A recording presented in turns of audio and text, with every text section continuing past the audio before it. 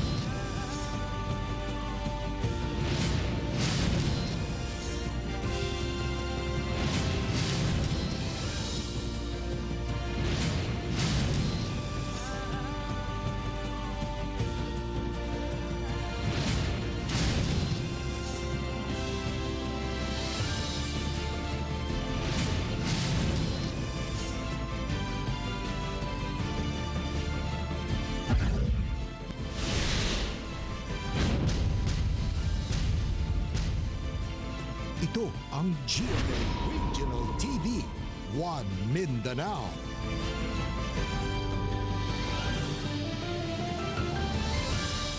May hapon Mindanao, kini ang GMA Regional TV 1 Mindanao. Hatod namo ang pinakadagko ug pinakalahing balita sa Mindanao. Ako si Teko Campo. Sara Hilomen Velasco. Real Soroche, live gikan dinhi sa GMA Davao Complex.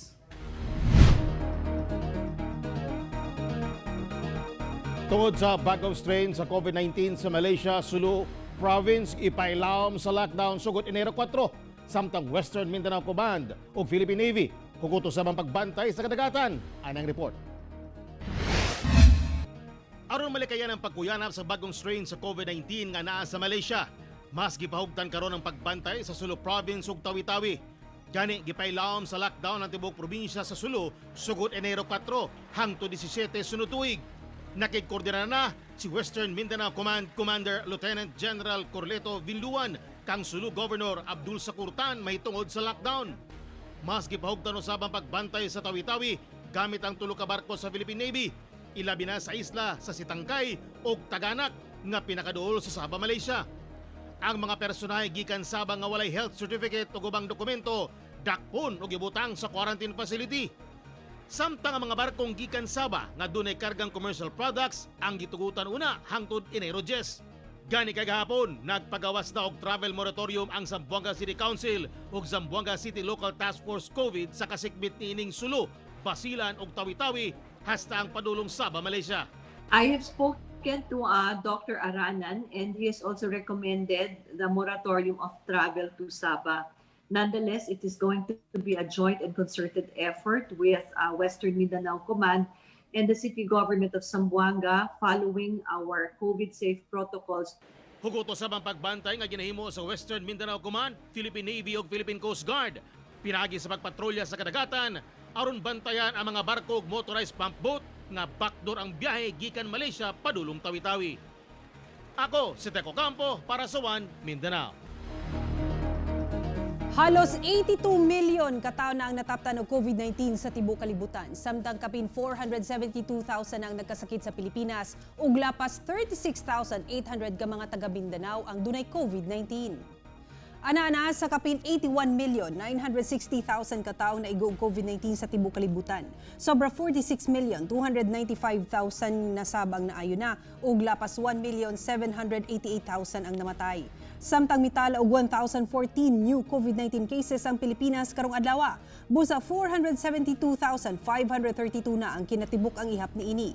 Miabot na sab sa 439,509 ang nakarecover ug 9,230 ang namatay. Ug sa Mindanao, 36,813 na ang nagkasakit og COVID-19. 31,698 ang recoveries ug 1,414 ang namatay. Gi-extend ni Davao City Mayor Inday Sara Duterte ang tulo ka mga executive order na nagipagula subay sa pagpakgang sa pagkuyanap sa COVID-19 virus. Kung unsa kini, sayron ta sa live report ni Sheila Vergara Rubio. Sheila. Iya sagad sa mga executive order nga gipakanawag sa syudad kutob lamang sa Disyembre 31. Bisa gilagdaan sa mayor ang tulo ka EO nga iyang buot i-extend. Sa mga milamayng adlaw, dayag nga dili kay daghan ang natala nga kaso sa COVID-19 sa Davao City. Miubos man, apan dili angay kakumpensahan ilabi na nga gipangandaman usab sa syudad nga posibleng musaka kini human sa holiday season kung dunay mga nagmagahi nga nagtapok-tapok gihapon panahon sa Kapaskuhan ug bag-ong tuig. Sumala sa mayor nga ang pagkunhod posibleng resulta sa mapulisa nga gipatuman sa syudad. After sa MGCQ nato, nag-GCQ ta, and we implemented a lot of executive orders para makontrol ang movement sa tao because ang virus magpaspas gyud ang iyahang pagkuyanap kung manggawas ang mga tao. So we implemented so many regulations to control movement, and only essential movement lang ang makalihok. Dugang sa mayor nga sanglit ugma lamang kutob ang pipila sa iyang mga executive order nga gipakanaog. Gibutyag niya nga tulo niini ang gilagdaan niya nga ma-extend kutob June 2021, sama na lamang sa pagdili sa mga non-essential movement. Samtang ang curfew liquor ban extended kutob January 31. Ang isa ato is extending the other alternative work arrangements until June 30. Ang isa is extending the non-essential movement, which is extended until June 30, and then ang liquor ban and curfew extended until January 31. Liya sumala sa mayor nga dakong tabang man kumuabot na ang bakuna karong 2021 apan gituho ang dili pagayod daling mabati ang pagtapos sa pandemya busa gilauman niya ang padayong kooperasyon sa tanan sa tuig 2021. Real. Klaro ka na mga kapuso. Dagang salamat, Sheila Vergara Rubio.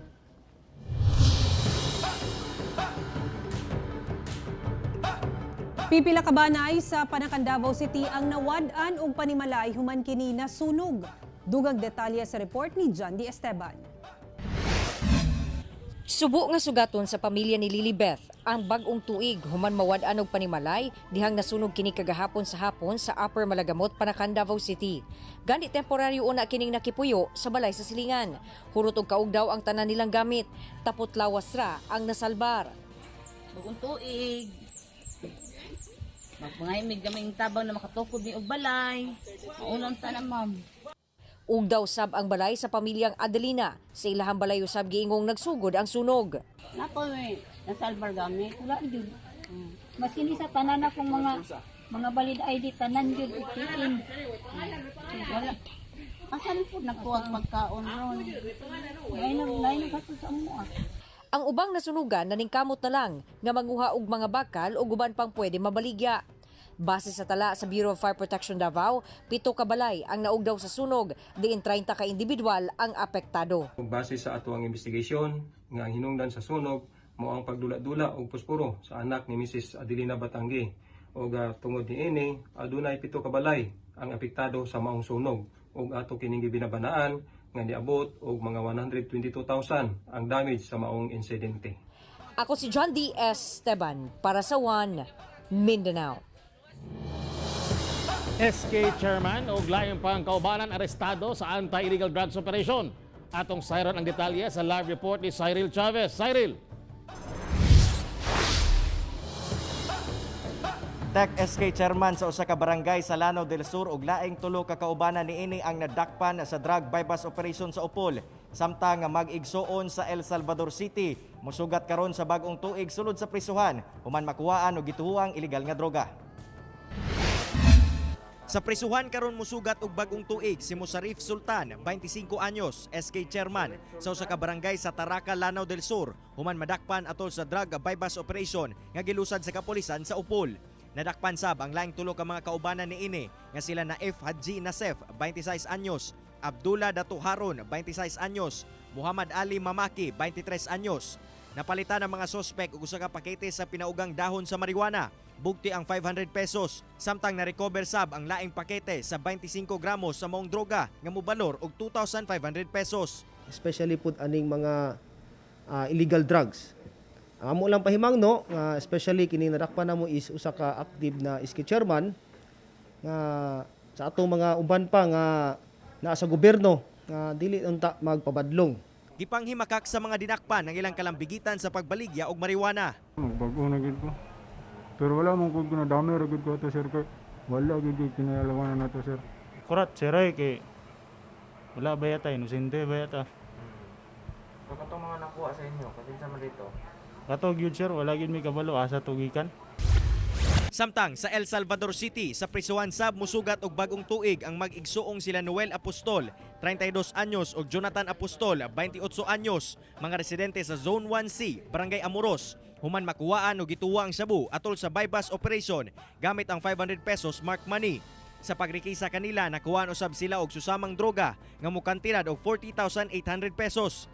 Lakip sa drugs watchlist ang magsuon nga galihok kuno sa Barangay Amoros ug sa mga kasikbit nga barangay. Dako kayong nahimo nga epekto positibo sir labi na gyud didto sa lugar nga nahitabuan kay ang uban ma-discourage sila sa pag-involve sa illegal na droga. Gipasangil sa mga sospek nga planted kuno ang mga droga. Abi sa gamay wala man pud minakuha noon. Pero tawag lagi nga naami sa iyang listahan. Aw kami ang gidakop. Nangutana si tong isa ka pulis kay mama nga anak siya nga kaninang imo po ning anak. Anak si mama, oo sir, ako ng anak. Gidakop po diretso. Wala po ko kamalay-malay kung sa'yo na itabo. Tek, taliwala pa man sa depensa sa mga dinakpan, gipasaka na sa otoridad ang kasong paglapas sa RA 9165 kon Comprehensive Dangerous Drugs Act nga ilahang atubangon sa korte. Tek. Daghang salamat, Cyril Chavez.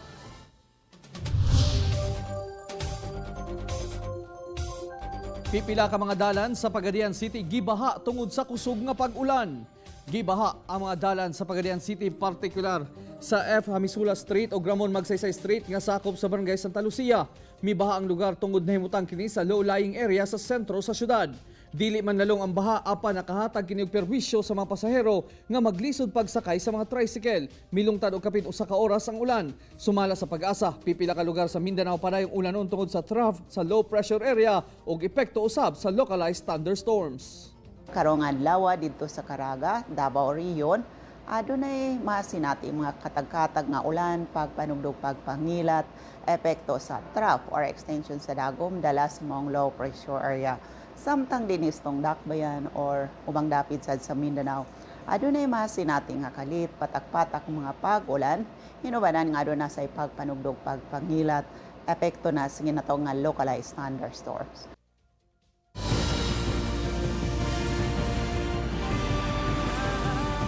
Ito ang GMA Regional TV, One Mindanao.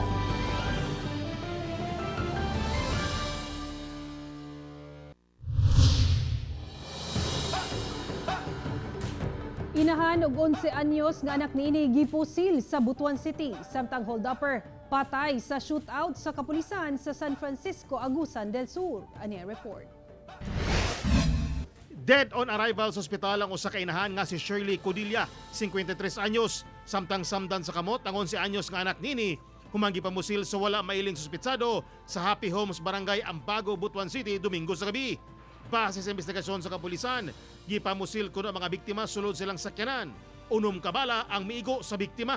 Nangyari yung incident dito sa may barangay Ambago, no? Pasado alas 7 kagabi at ang biktima ay nakilala na si Shirley Codilla at nalaman natin na siya ay engaged sa online trading at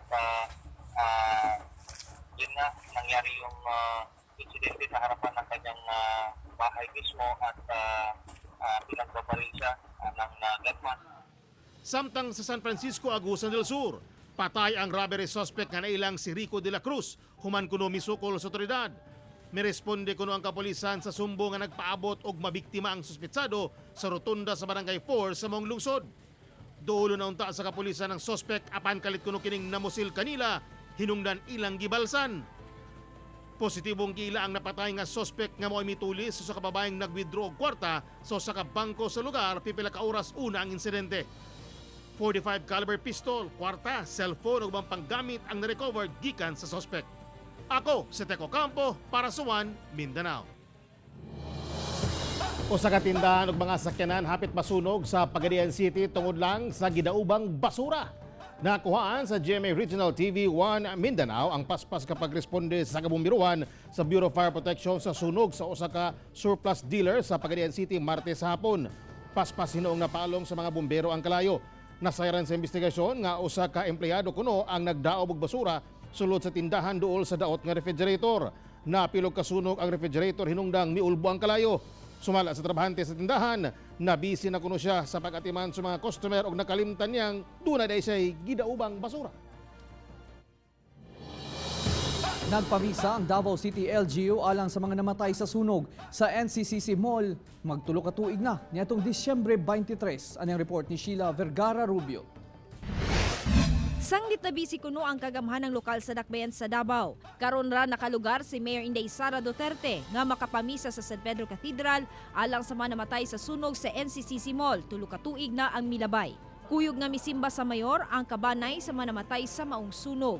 Since ang atuang mga security group, they were focused on implementing COVID-19 protocols sa atuang mga simbang gabi, so everyone was busy sa simbang gabi. We decided to postpone it, and karon is the time that we have to celebrate this memorial mass. Human sa misa, nakighimamat ang mayor sa kabanay aron kumustahon ang kahimtang niini. Si Melanie Apalacio, inahan sa usa sa mga call center agent nga namatay sa sunog miingon nga hangtod karon presko pa ang kasakit nga gibati sa ginangatan sa iyang anak. Makalit ang gyud siya abot sa kuang nga kanang ningawon ko sa iya ha, kanang iyang lihok, kanang padung siya eskwelahan. Sanglit mag-renew na og business permit karong Enero. Hugot nga gimando sa mayor nga ipasubay gayud ang mga establishmento kung nagsunod ba sa mga pulisa aron malikayan nga masubli ang nahitabong sunog sa NCCC Mall kung asa 38 ka tawo ang namatay. Kauban si Bebot Kahes sa kamera, ko si Sheila Vergara Rubio para sa One Mindanao.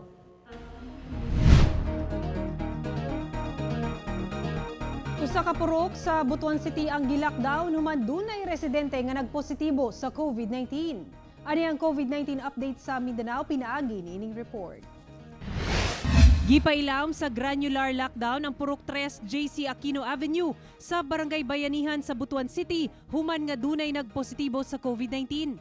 Matod ni Barangay Kapitan Willo Montero, senior citizen ang magtiayong nagpositibo nga naa karon sa ospital. Miabot na sa 4,606 ang total COVID-19 cases sa Caraga Region, 3,969 ang recoveries ug 207 ang namatay. Davao City ang dunay pinakadaghang kaso sa COVID-19 nga natala sa Pilipinas kagahapon nga anaa sa 61. Misa ka na sa 8,632 ang confirmed COVID-19 cases sa Davao City, 7,037 ang recoveries ug 393 ang namatay. Sa Cagayan de Oro City, usa ka doktor ug usa ka nurse ang nalakip sa siyam kabagong nagpositibo sa COVID-19. Ang doktor 65 anyos nga babaeng taga Balulang ug ang nurse 55 anyos nga babaeng taga Carmen nga nagtrabaho sa NMMC. Anana sa 2,870 ang kumpirmadong kaso sa COVID-19 sa Cagayan de Oro City. 2,423 ang nakarecover na ug 94 ang namatay. Ako si Sara Hilomen Velasco para sa One Mindanao. Gikansela ni Presidente Rodrigo Duterte ang plano sa pagpahigay ng face-to-face classes sa mga COVID-19 low-risk areas sa 2021. Gibakwi sa Presidente ang pag-uyo niini sa face-to-face classes atol sa meeting niini sa IATF niadtong Sabado. Kinitungod kuno sa hulga sa bagong strain sa coronavirus nga mikatag sa United Kingdom. Sumala sa Presidente nga dili niya ibutang sa risgo ang kinabuhi sa mga estudyante. Subay niini dili mahinayon ang pilot testing sa face-to-face classes sa sunod bulan sa Department of Education. Karong semana unta ibutyag ang listahan sa mga eskwelahan nga mosalmot sa dry run.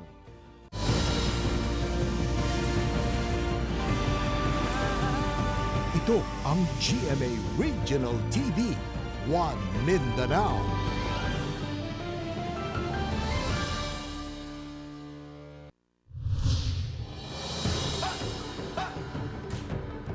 Usa ka tricycle driver patay human gipamusil sa riding in tandem criminal sa Pagadian City.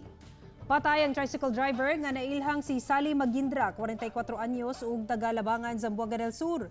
Base sa investigasyon, namasada lang kuno ang biktima diyang gipusil kini sa riding in tandem suspect sa Purok Adelfa, Barangay San Jose sa Pagadian City.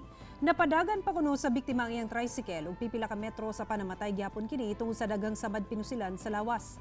Misibat ang mga suspetsado human sa krimen. Padayon pa ang kapulisan sa pag-imbestiga kung kinsa mga suspect ug motibo sa krimen. Mga pamilya nga nawadan og panimalay karon sa Cagayan de Oro City tungod sa sunog, nanawagan ug tabang labi pa nga nagsingabot na ang bagong tuig. Dugang detalye sa report ni Cyril Chavez.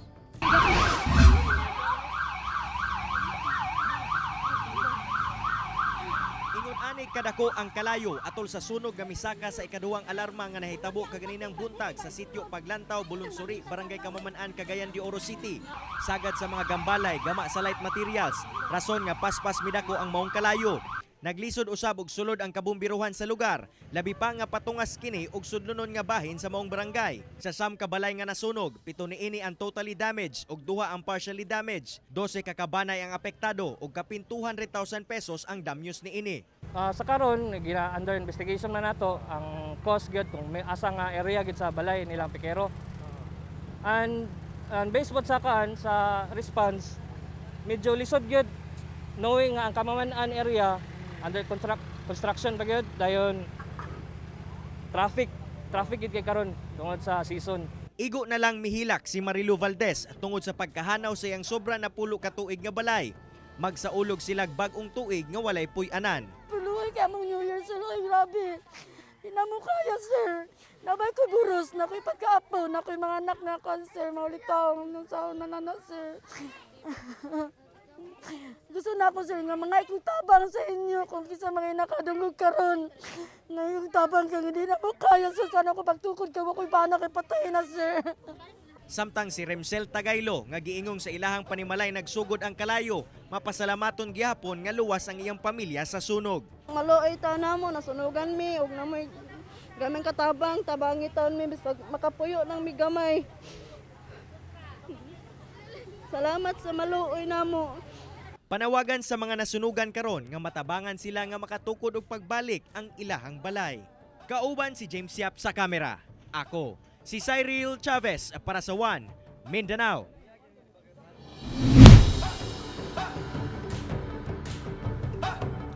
Nausab gayud sa pandemya ang pagdumala sa matag LGU sa nasod sa Davao City. Kung asa padayon ang pagsaka sa kaso sa COVID-19, dili moubos sa 40 ka mga executive orders ang namugna aron masumpo ang pagkuyanap sa maong virus. Sayron takini sa year-end report ni Sheila Vergara Rubio. We are facing a public health emergency on two fronts, the COVID-19 and the limitations of our health facilities to respond to a huge segment of our population getting infected with the coronavirus. We have outlined 3 things you can do to help. Number 1, do not leave Davao City. Stop unnecessary travels. Number 2, distance yourself from everyone else. Do not go near other people. Number 3, wash your hands regularly with soap and water. Sa pagpakadaog ni Mayor Inday Sara Duterte sa Executive Order No. 8 ni adtong Marso 13, mao ang sinugdanan sa mga sagunsong pulisa subay sa pandemya ug kini mao ang pagmugna og Task Force COVID-19.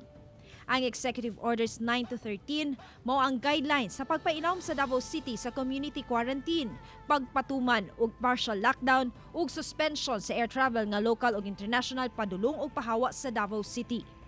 Unang gipatuman ang mas sayo nga liquor ban sa EO14 o pagpasarado sa mga gaming stations, shopping malls except supermarket, pharmacy and banks sa EO15 to 16A. Human gipagulo ang guidelines kalabot sa community quarantine ubos sa EO20 ni atong Abril. Sa gunsod usab nga migula ang guidelines ug extension sa pagpailawom sa Davao ubos sa enhanced community quarantine nga nakalatid sa EOs 23 to 24. Gideclare gilayon ang period of mourning and vigilance sa Davao City ubos sa EO25. Task Force and Execom sa mga infectious disease usab ang unod sa EO26 o Price Coordinating Council sa EO31. Human sa pag-extend sa ECQ, napagula ang EO33 to 37A nga mo ang guidelines sa pagpailawom sa Davao sa GCQ ni atong Mayo 16. Naghugyaw ang mga manginumay dihang gilift ang 24-hour liquor ban sa Davao ubos sa EO50 niadtong September 21. Apan subling misakang ihap sa COVID-19, busa gipagula ang pipila ka magithuang makatabang sa pagkontrol sa surge sa mga kaso. EO53 mao pag-require og swab sa mga ma-admit sa ospital. EO55 mao pagbalik sa same curfew ug EO56 mao ang pagtaganag alternative work arrangement sa public ug private offices. Sa EO57 giklaro ang pag-regulate sa mga mass gathering. EO58 pagklaro kung unsa ang vulnerable age ug sector, gibalik ang 24-hour liquor ban sa EO59, safe Davao QR code sa EO60, guidelines sa pagdili sa non-essential travel sa EO62, pagdeklara ubos sa restricted LGU ang EO63, samtang pag-consolidate usab sa paggamit og face shield sa publikong lugar o public transportation sa EO65. Kining tanan ginahimo aron mabatukan ang COVID-19, samtang pipila niini mas gipahugtan pa pinaagi sa pagpanday ug balaod aron masilutan ang mga nagmagahi nga mutuman. Nausab gayud sa pandemya ang dakbayan sa Davao. Ang lihok sa katawhan halos dinumero na, mapugan lamang ang pagkuyanap sa COVID-19. Apan, dunay nagpabilin. Kini mao ang panaghiusa ug determinasyon sa matag Davaoenyo. Ug sa mensahe sa Mayor atol sa State of the City address ni atong Nobyembre, way pua sa paningkamot sa lokal nga kagamhanan sa pagtubag sa panginahanglan kalabot COVID-19. Apan ang kooperasyon sa tanan ang kinahanglan aron kitang tanan magmalampuson sa laban batok sa kalabang dili makita. And we, Davaoenos, we will not break. The debts, the pain, the debt, and the frustration are sent our way to change us into Davaoenos who look at dark clouds and see it as the silver lining. Ako si Sheila Vergara Rubio para sa One Mindanao Year-End Report.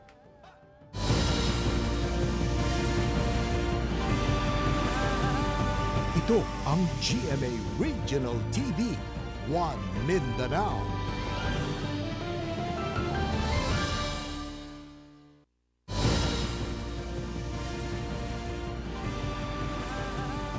Ito ang GMA Regional TV, One Mindanao. Ika-124 nga adlaw sa kamatayon ni Dr. Jose Rizal gihinomdom sa managlaing lugar sa Mindanao.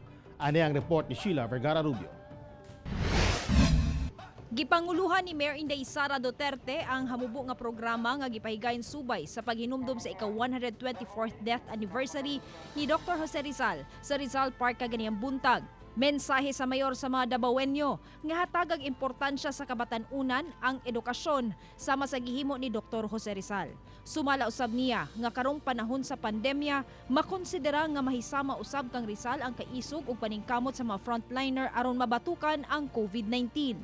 Rizal was very big on education, no, and dapat tan-awon na sa ato ang mga children and youth karon it is important to get yourself a good education because it will bring you to better things in life. Sa Cagayan de Oro City, gipangunahan sab ni Cagayan de Oro City Mayor Oscar Moreno ang paghinumdom. Ang kasaulugan gitambungan sa mga empleyado sa LGU, mga lider sa kapulisan, kasundaluhan ug uban pang law enforcement agencies. Sigon sa mayor nga managlahi man ang mga kalisod nga giatubang sa henerasyon ni Rizal ug sa atong kasamtangang panahon, daghan gihapon kita og mga pagtulun-an nga makuha gikan sa bayani. Angay matud pa nga sundon ang kinaiya sa bayani. Aduna sab kuno oportunidad ang kasamtangang henerasyon nga mohimo og maayo ug ipasa kini ngadto sa sumusunod nga henerasyon. The mandate of every generation is to make the torch stronger, withstand time, and illuminate as many and as wide an area as possible. Sa General Santos City, pipila ka mga banay ang naghalad og bulak sa monumento ni Dr. Jose Rizal sa Plaza General Santos. Kining maglolo nga sila Leonido Villanueva Sr. ug apo nga babae. Sayo sa buntag miduaw na sa monumento ni Rizal. Matod ni Lolo Leonido, matag tuig niyang ginahinumdom ang adlaw sa kamatayon sa pambansang bayani. Buot kuno niyang makita sa iyang apo si Rizal bisan ang statwa na lang niini. Gisaysay sab niya sa iyang apo ang kabayanihan ni Rizal. Gusto naming manatili ang alaala namin sa ating bayani. habang buhay. Lakip sab sa midu ang Blessed Federation of Farmers and Fishermen International Inc. nga naghalad og kanta og pag-ampo alang kang Rizal. Ako si Sheila Vergara Rubio para sa One Mindanao. Mga Davaoenyo og rescue group sa Davao City mipaabot og tabang sa nabahaan sa Bislig City. Ani ang detalye. Gihatod sa kabomberohan uban ang Durian Group nga mga rescuers sa Davao City ang hinabang alang sa mga biktima sa grabing pagbaha sa Bislig City, Surigao del Sur. Mga donasyong food packs, bugas ug mga sanina ang gitunol sa grupo gikan sa mga negosyante o mga Davaoenyong buot mutabang. Paabot ang tulong mula po sa atin po mga kababayan na naging biktima ng pagbaha dito po sa Bislig. 21 barangays po ang apektado. Ang lokal niyang panggamhanan sa Bislig City, mapasalamaton na bisan dunay pandemya, dunay pagpaningkamot ang grupo alang sa usa ka donation drive. Daghang kaayong salamat sa mga taga Davao nga mga volunteers nga ni Aridiri para pag-distribute sa mga donation. Ay tumugon po sa panawagan na makatulong po sa ating mga kababayan dito po sa Bislig. Kaya ako ay taus-pusong nagpapasalamat. Ako, si Real Soroche para sa One Mindanao. Karong hapit na bispera sa bagong tuig misaka ang presyo sa matag kilo sa karneng baboy sa Zamboanga City. Ang kakulangon sa supply sa karneng baboy sa syudad mo'y gitudlong hinungdan sa pagsaka sa presyo niini. Nagikan sa Zamboanga del Norte ug Zamboanga del Sur ang supply sa Zamboanga City nga mao gihapoy nagasupply sa karneng baboy sa Metro Manila. Gibahin ang shipment sa karne aron maapod sa mga lugar nga nanginahanglan. Ang presyo matag kilo karon sa karneng baboy sa palengke sa Zamboanga City ana sa 220 pesos gikan sa 180 pesos. Ang lechon nga kaniadto 360 pesos matag kilo karon 400 pesos na. So hopefully po makonsider yung na-erase namin na issue sa Department of Agriculture kung po pwede sana ma-regulate yung pagpadala sa Manila dahil maapektuhan po talaga yung supply po natin dito sa Sampen. Belated happy birthday Ate Dina Quinyo ug sa akong inaanak si Shem Yusef Rabago. Ug nagtana day karon si Chito Miguel ug belated happy birthday di ay kang Mama Inday from Darius Relatan. Nagtanaw usab ato mga kapuso nga si Leia Gomez ug si Bryce Padillo. Mga kapuso, duha ka adlaw na lang yon. Una ang bagong tuig.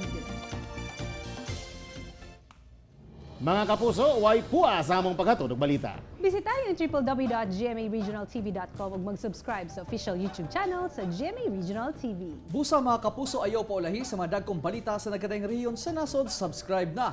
Ug mo kato ang maulahing balita sa Mindanao karong adlaw. Ako si Real Soroche. Daghang salamat sa inyong kanunay nga paguban kanamo matag adlaw. Ako si Sara Hilomen Velasco.